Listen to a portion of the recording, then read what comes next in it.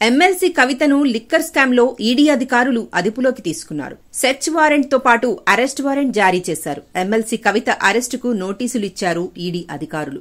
శుక్రవారం మార్చి 15 ఎమ్మెల్సీ కవిత ఇంట్లో 4 గంటల పాటు సోదాలు నిర్వహించారు ఈడీ ఐటీ అధికారులు. కవిత ఇంట్లో 16 సెల్ ఫోన్లు స్వాధీనం చేసుకున్నారు. కవితతో పాటు ఆమె భర్త సెల్ ఫోన్లు, సిబ్బంది సెల్ ఫోన్లను స్వాధీనం చేసుకున్నారు. లిక్కర్ స్కామ్ కేసులో 4 గంటల పాటు ఈడీ ఐటీ అధికారులు సోదాలు నిర్వహించి అనంతరం ఎమ్మెల్సీ కవిత అరెస్టుకు నోటీసులిచ్చారు. లిక్కర్ స్కామ్ కేసులో ఎన్ఫోర్స్మెంట్ అధికారులు ఎమ్మెల్సీ కవితను అదుపులోకి తీసుకున్నారు. ఎమ్మెల్సీ కవితను ఢిల్లీకి తరలించనున్నారు. రాత్రి 8:45కి ఫ్లైట్ బుక్ చేసిన ఈడీ అధికారులు శుక్రవారం మార్చి 15 మధ్యాహ్నం నుంచి ఈడీ ఇన్కమ్ ట్యాక్స్ అధికారులు దాదాపు 4 గంటల పాటు ఎమ్మెల్సీ కవిత ఇంట్లో సోదాలు నిర్వహించారు. కేటీఆర్, హరీష్ రావు కూడా న్యాయవాదులతో ఢిల్లీకి వెళ్లనున్నారు. కవిత నివాసం దగ్గర బీఆర్ఎస్ కార్యకర్తలు ఈడీకి, మోడీకి వ్యతిరేకంగా నినాదాలు చేస్తున్నారు. సుప్రీంకోర్టులో కవిత పిటిషన్ విచారణ పెండింగ్ లో ఉండగా అరెస్టు చేయడం దారుణమని కేటీఆర్ ఆవేదన వ్యక్తం చేశారు. కవిత ఇంట్లో ఈడీ సోదాలపై కేంద్ర మంత్రి బీజేపీ రాష్ట్ర అధ్యక్షుడు కిషన్ రెడ్డి స్పందించారు. నేరం చేయనప్పుడు కవితకు భయమెందుకని ప్రశ్నించారు. ఇన్నాళ్లు విచారణకు సహకరించకుండా కవిత తప్పించుకుని తిరిగిందని, అందుకే ఈడీ ఆమె ఇంటికి వెళ్లిందన్నారు. ఇకనైనా కవిత విచారణకు సహకరించాలని సూచించారు.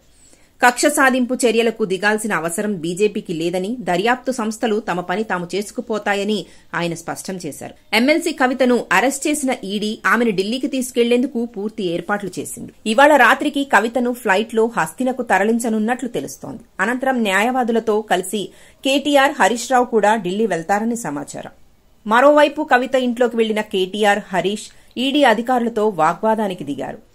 ట్రాన్సిట్ వారెంట్ కూడా లేకుండా ఎలా అరెస్ట్ చేస్తారని కేటీఆర్ ప్రశ్నించారు. కనీసం తమ న్యాయవాదినైనా అనుమతించాలి కదా అని వారించారు.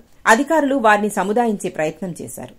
మరోవైపు ప్రధాని నరేంద్ర మోదీ హైదరాబాద్ లో పర్యటిస్తున్న విషయం తెలిసిందే. మల్కాజ్గిరిలో మోదీ రోడ్ షో నిర్వహిస్తున్నారు. అయితే ఇదే సమయంలో కవిత ఇంటిపై సోదాలు చేయటం, 5 గంటల సోదాల అనంతరం అరెస్టు చేయటం సర్వత్రా సంచలనంగా మారింది.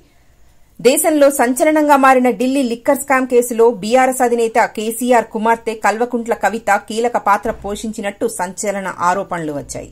ఈ పాలసీలో కవితకు సుమారు 100 కోట్ల వరకు ముడుపులు ముట్టినట్టుగా ఆరోపణలు వెల్లువెత్తుతున్నాయి. అయితే ఈ కేసులో సంబంధమున్నట్టుగా భావించిన పలువురిని అధికారులు అదుపులోకి తీసుకుని విచారించగా కవితకు సంబంధించిన మూలాలు బయటపడినట్టుగా అధికారులు తెలిపారు. ఇప్పటికే ఈ కేసు మాగుంట శ్రీనివాసులు రెడ్డి, మాగుంట రాఘవతో పాటు అభిషేక్ బోయిన్పల్లి, కవిత పీఏ అశోక్ కౌశిక్ లాంటి కీలక వ్యక్తులు అప్రూవర్లుగా మారిపోయి సంచలన విషయాలను వెల్లడించినట్టు అధికారులు తెలిపారు.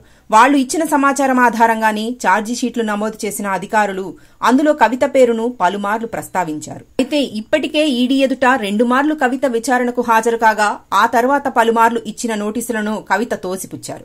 ఈడీ ఇచ్చిన నోటీసులను సవాల్ చేస్తూ సుప్రీంను ఆశ్రయించారు. కవిత వేసిన పిటిషన్ను సుప్రీం ఈ నెల 19కి వాయిదా వేసింది.